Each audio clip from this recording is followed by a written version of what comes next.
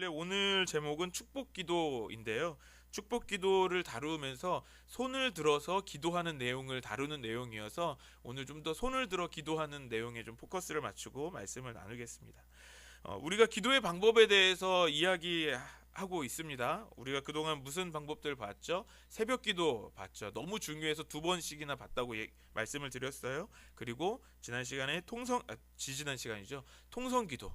기도는 소리의 기도다라고 말씀드렸습니다. 그리고 지난 시간에 금식 기도까지 살펴봤어요. 자, 오늘은요. 이제 축복 기도를 이야기하기 전에 기도의 자세를 한번 같이 이야기해 보려고 합니다. 여러분, 기도할 때 어떤 자세가 정말 올바른 자세인가요? 여러분, 기도의 자세 하면 생각나는 모습은 주로 이런 모습일 거예요. 손을 모으고 눈을 감고 무릎을 꿇는 거예요.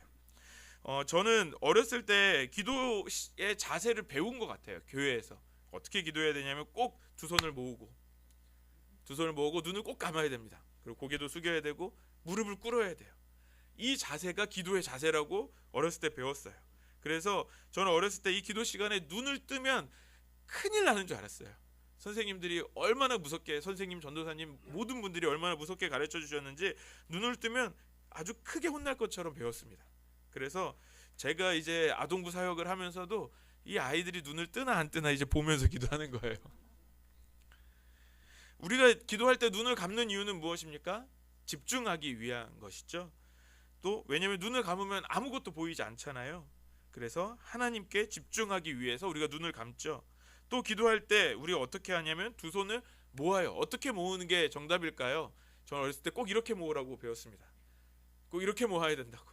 그런데 제가 어렸을 때 기억인데요. 부흥 강사님이 설교를 하시면서 그런 얘기 하시더라고요. 어렸을 때는 믿음이 좋아서 손을 이렇게 딱 모으고 정말 믿음이 씨 기도하는데 점점 나이 들면서 믿음이 꺾여 간다고.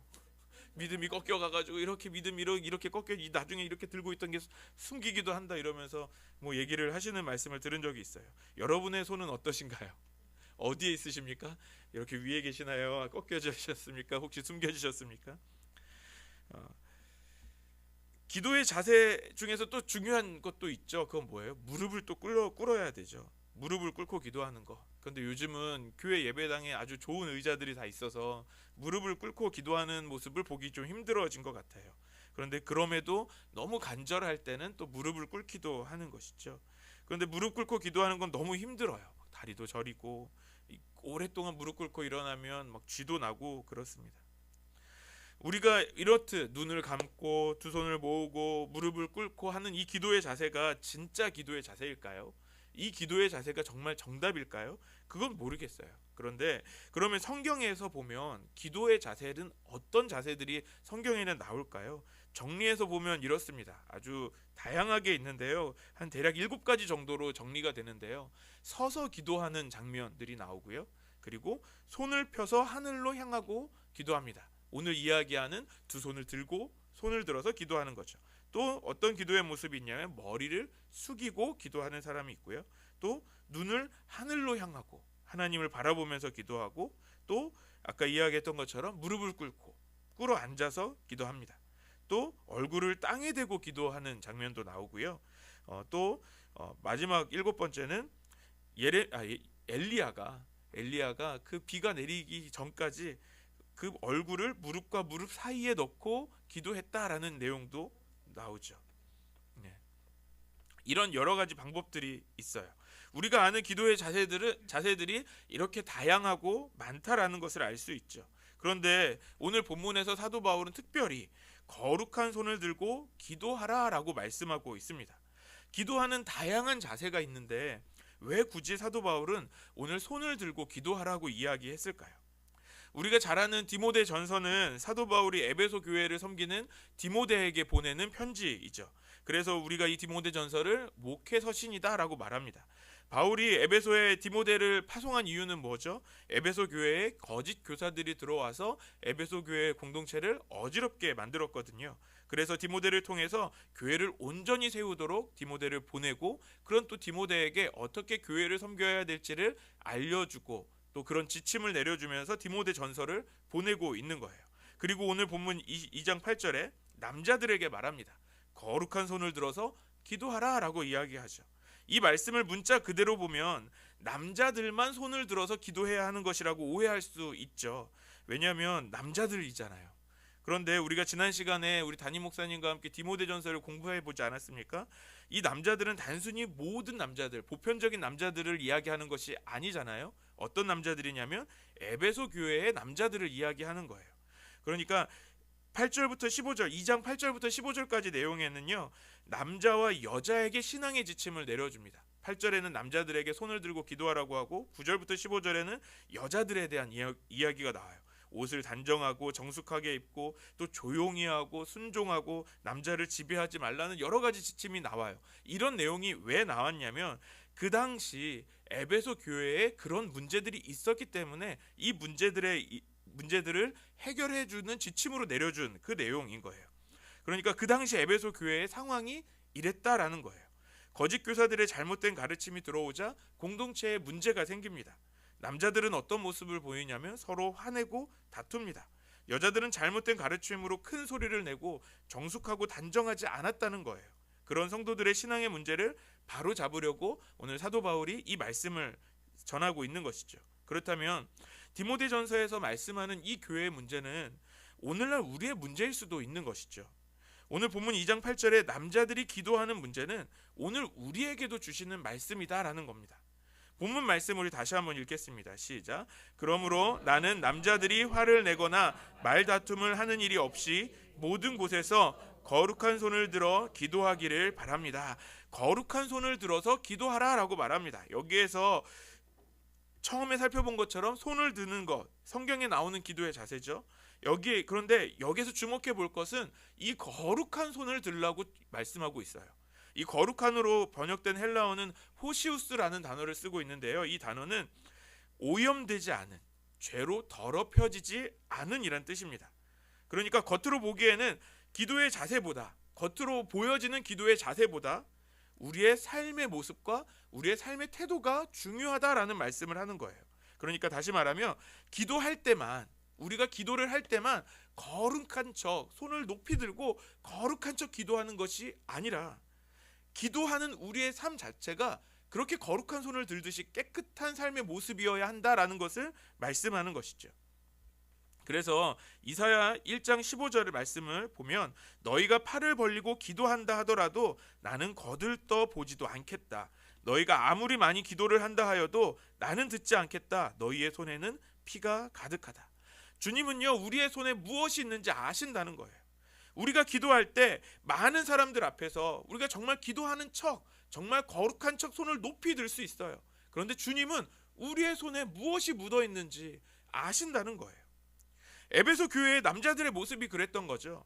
교회에서는 대표 기도할 때 거룩한 손을 높이 척 들고 하나님 기도합니다. 그런데 실생활에서는 화내고 말다툼하는 일들이 계속해서 일어나는 거예요.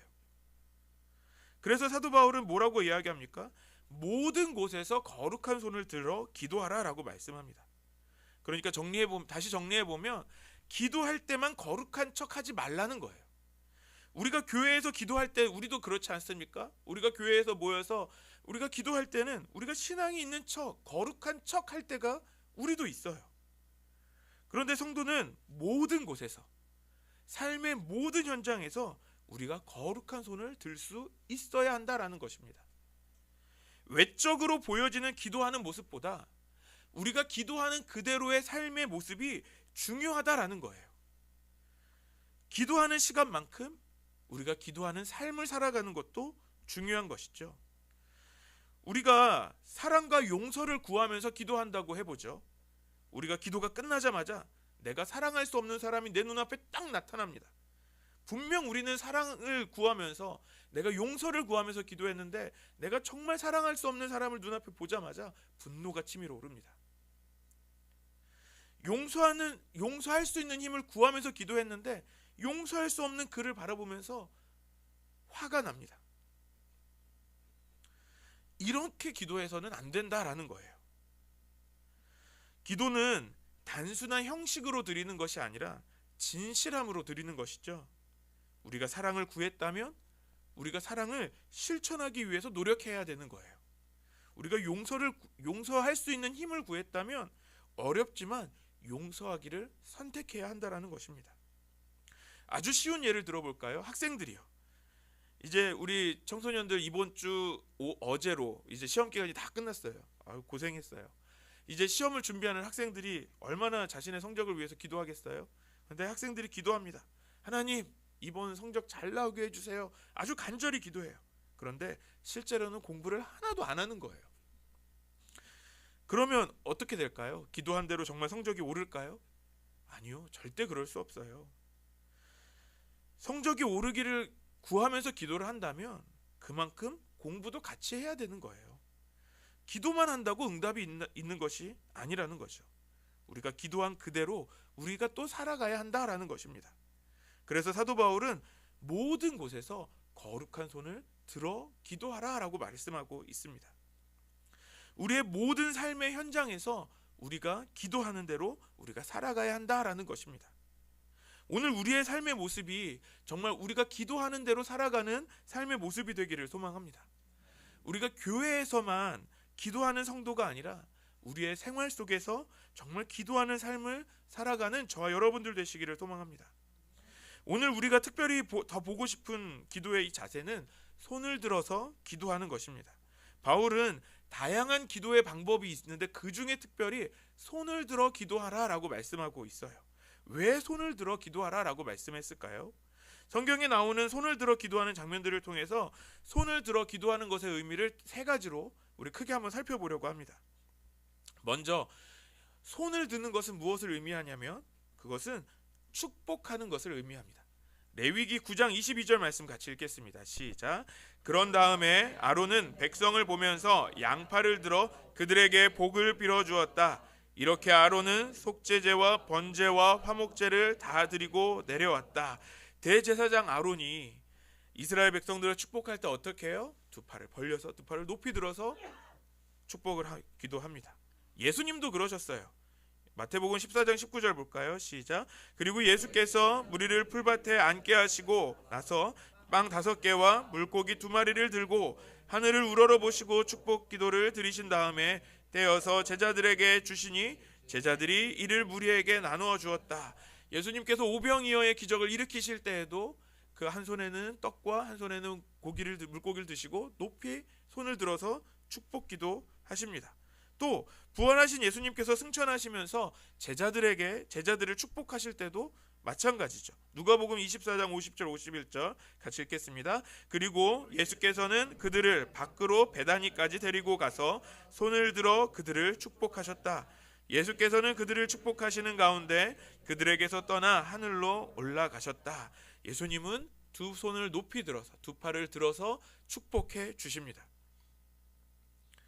축복이라는 말은 말 그대로 복을 빌어주는 것이죠.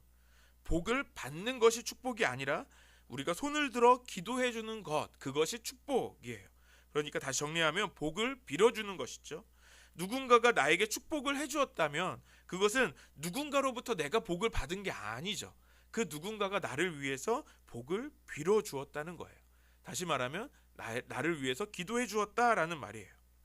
왜냐하면 이 복은요, 우리가 주는 것이 아니기 때문에 그렇습니다. 이 복을 주시는 분은 누구시죠? 하나님께서 이 복을 주십니다. 우리는 단지 축복을 해줄 뿐이에요. 그러면 이 복을 주시는 분은 하나님이시라는 겁니다. 민수기 6장 22절부터 27절 말씀 같이 읽어볼까요? 시작. 주님께서 모세에게 말씀하셨다. 너는 아론과 그 아들들에게 말하여라. 그들이 이스라엘 자손에게 복을 빌 때에는 다음과 같이 빌라고 하여라.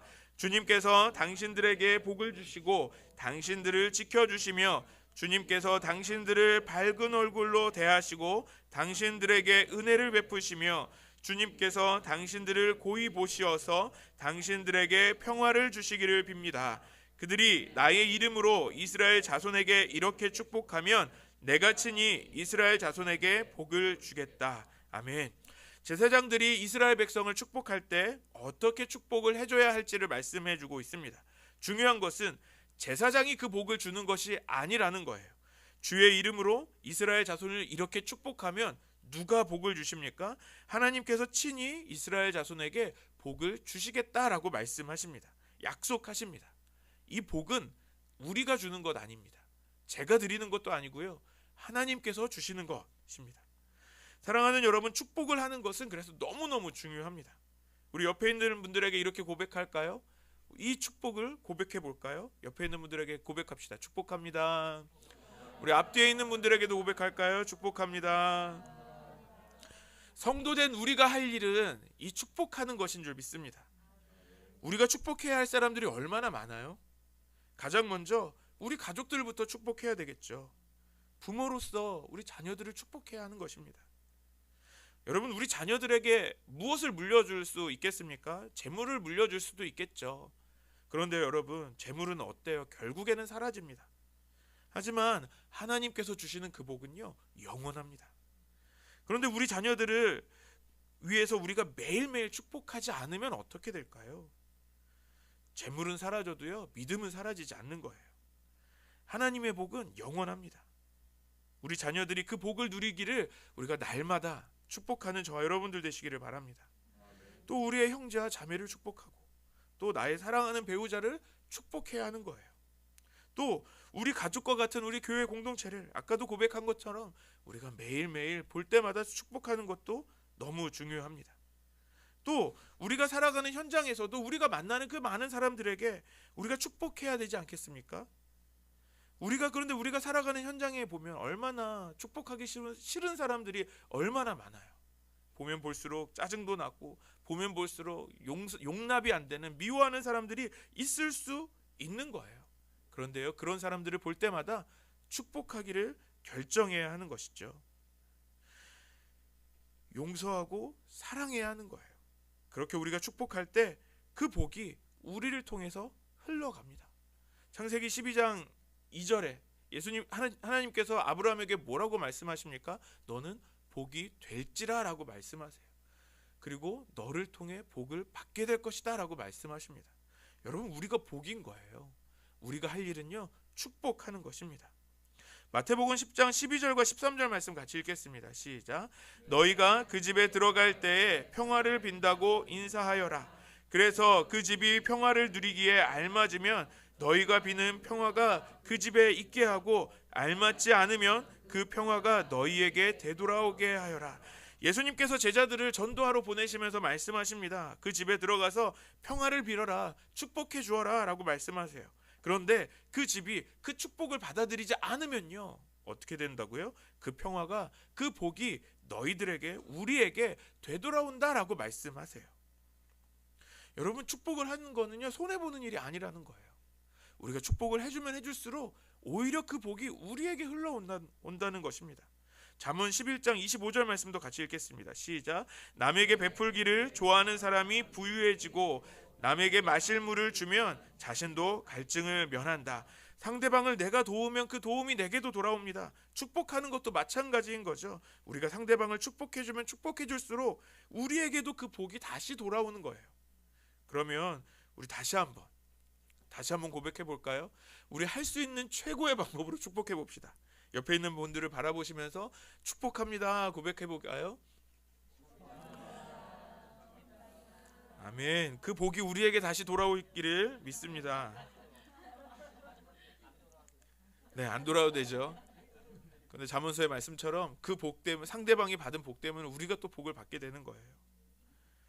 두 번째로 손을 드는 것은요, 우리가 믿음을 선포하는 것입니다.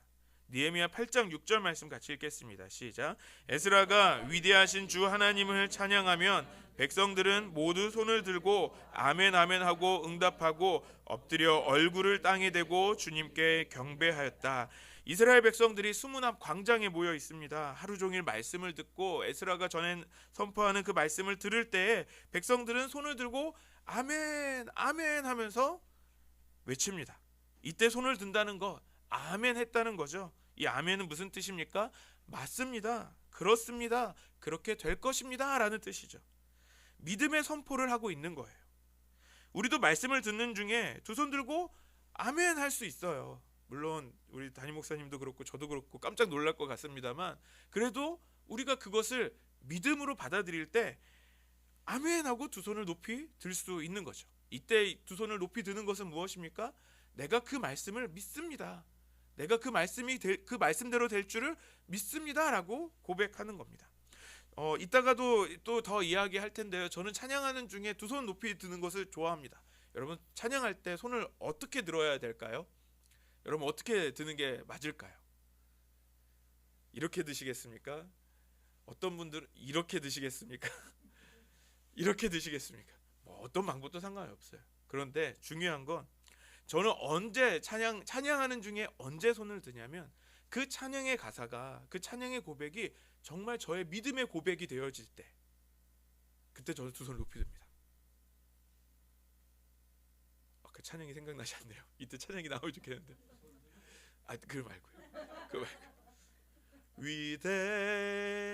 위대하신 주, 하나님의 위대하심을 생각할 때 손이 들어지는 거죠.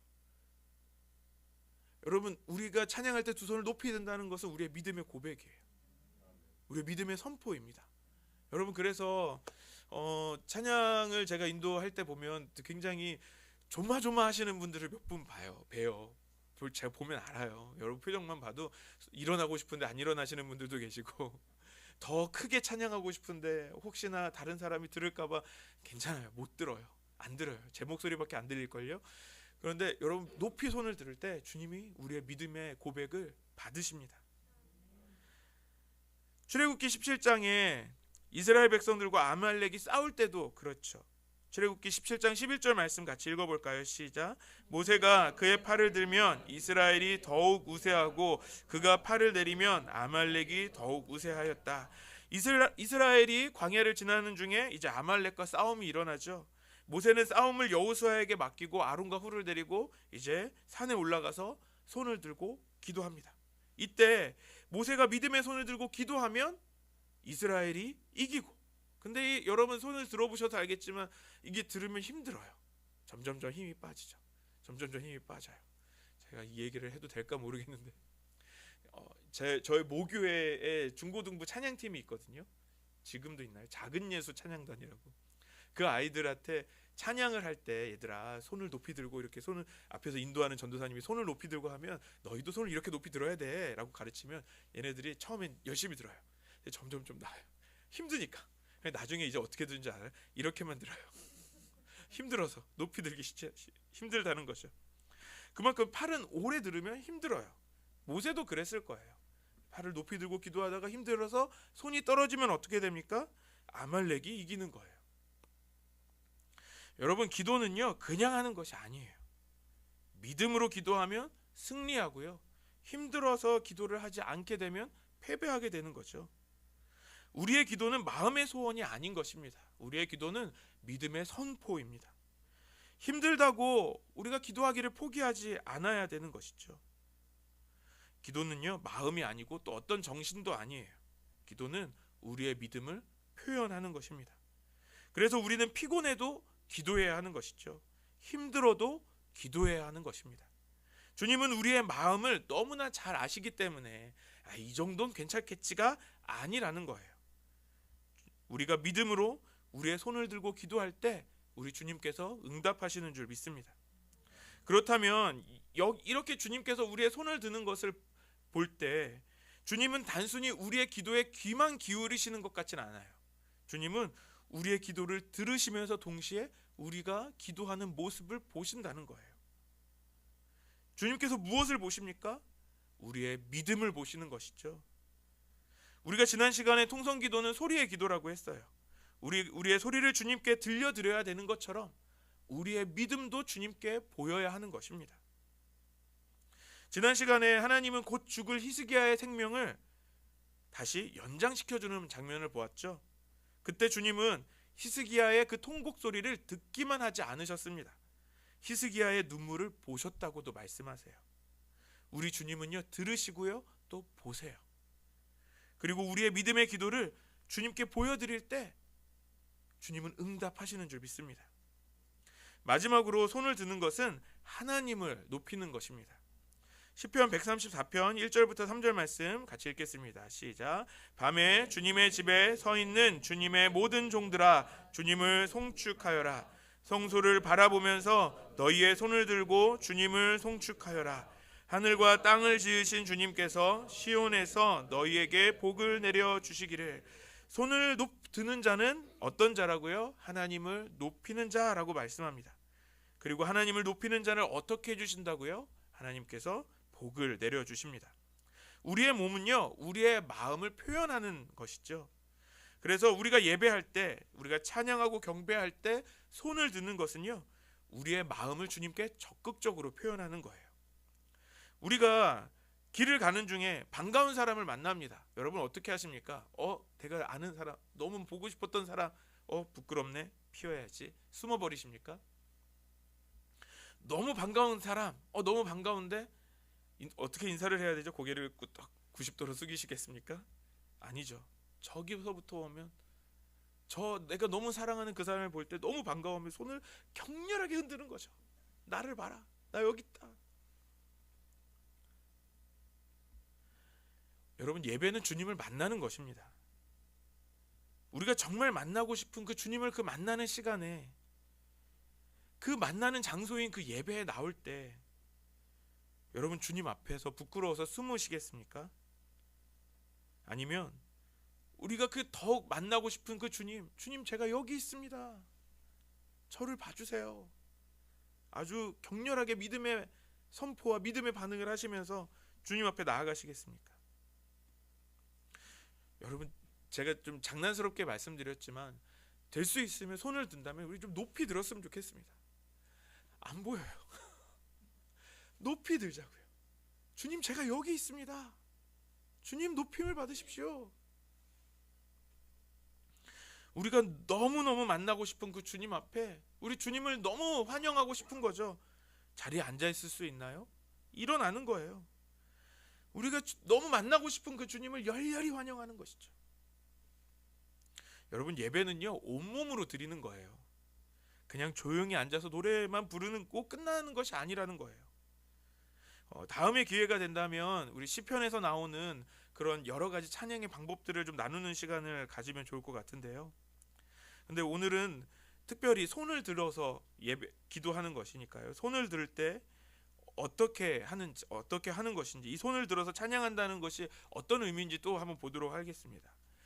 세 가지 의미를 보겠는데요. 첫 번째는 우리가 지금까지 이야기한 것처럼 주님을 열렬히 환영하는 거예요. 두 팔을 벌려서 맞이하는 거죠. 제가 집에 들어가면 가끔, 요즘은 좀 애들이 커서 안 그러는데 이 꼬맹이들이 아빠 이러고 두 팔을 벌려서 오는 거잖아요. 여러분, 우리가 주님 앞에 나올 때 우리도 주님께 두 팔을 벌려 나아가면 얼마나 주님 기뻐하실까요? 그리고 두 번째, 두 팔을 든다는 것은 어떤 의미죠? 항복한다는 뜻이죠. 하나님께 완전히 우리 자신을 항복하는 거예요. 전투에서 패배된 사람들이 두 손을 높이 들고 항복합니다. 주님께서 나를 정복하시고 이제는 내 뜻대로 사는 것이 아니라 주님 뜻대로 나를 사용하여 주십시오, 주님의 뜻에 완전히 순복하기로 결정하면서 손을 드는 겁니다. 그리고 세 번째, 두 팔을 드는 것은요, 주님께 나를 드리는 거예요. 주님께 제물을 높이 올려드리듯이 나를 높이 올려드려서 주님, 내 삶을 받으십시오, 드리는 것입니다. 모세는 이스라엘이 아말렉과 싸울 때 두 팔을 들고 기도하는 것이 너무 힘들었습니다. 그래서 손이 점점 내려와요. 우리가 두 손을 들고 기도하는 것도, 또 두 손을 들고 찬양하는 것도 힘든 일이 맞죠. 그래서 점점 높이 들었던 손이 점점 내려와서 선사하는 손이 돼버리기도 하죠. 손을 높이 드는 것은 쉽지 않을 수 있습니다.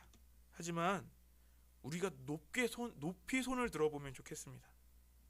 마치 주님께 닿을 듯이, 주님이 보실 수 있게 손을 높이 들고 주님 앞에 믿음으로 나아가는 저와 여러분들 되시기를 소망합니다. 우리가 사는 세상에서도 상대방에게 손을 보여준다는 것은 무슨 의미이죠? 어떤 상황에 따라서 여러 가지 의미를 갖지 않습니까? 우리가 보여주는 빈손은 무엇입니까? 내게 무기가 없습니다 라는 거죠. 나는 당신을 해하려는 의도가 전혀 없습니다. 당신에게 평화의 악수를 건넵니다 라고 악수를 건네죠. 그럼 악수하는 상대방을 또 어떻게 이야기하는 거죠? 당신을 적으로 생각하지 않습니다라고 또 고백하는 거예요. 그렇게 손을 보여주면서 내 진실함을 보여줍니다. 또 누군가에게 손을 내밀 때는 어떤 의미로 손을 내미십니까? 내가 당신에게 힘이 되어 드리겠습니다.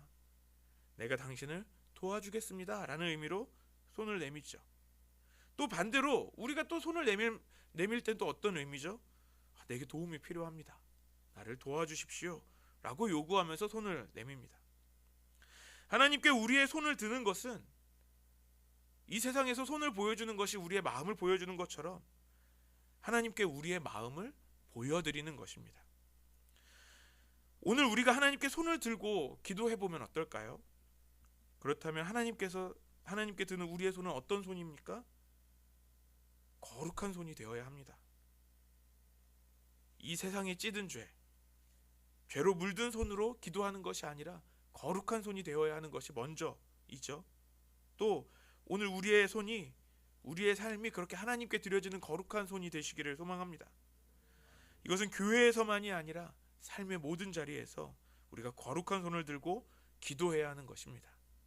우리가 그렇게 모든 자리에서 거룩한 손, 그 기도의 손을 높이 들 때 주님께서 우리의 기도를 들으시고 보시며 응답하실 줄 믿습니다. 우리의 모든 삶의 자리에서 거룩한 손을 높이 들고 기도하는 안성열린교회 모든 성도님들 되시기를 주님의 이름으로 간절히 축원합니다.